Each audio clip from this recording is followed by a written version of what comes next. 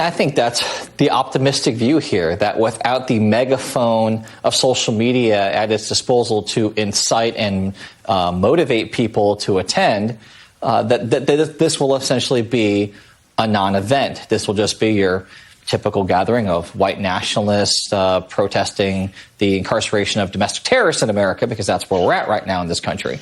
But I think this is also going to be an interesting and an instructive case study about what happens when you don't allow open-aired hate speech to litter the entire social media apparatus, when you don't allow those platforms to be used as a rallying cry, as a uniting cry by these hate groups and by hateful people like Donald Trump.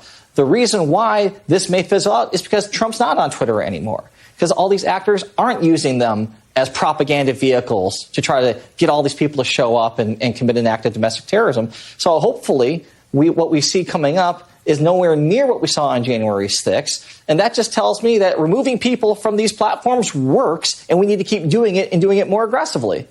Yeah. Are you telling me that Getter and Parler are not hot? Is that what you're trying to basically tell me? I mean, very quickly to stay with you for a minute. What does it tell you that these guys are now trying to operate in Brazil? I mean, it seems like they're trying to take their show on the road.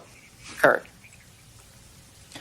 I mean, it just seems to me that people like Steve Bannon and Jason Miller, that, and this has really been their, modus operandi for the better part of 5 years. If there's money to be made somewhere, if there's an opportunity to extend the grift, they're going to go there and do it. We've seen Bannon pal around with very controversial billionaire Chinese figures. We've seen now Jason Miller in Brazil. We're seeing them try to take the show on the road and do what they've done in America, which is dupe and sucker people into giving their money to these people who then use it to enrich themselves.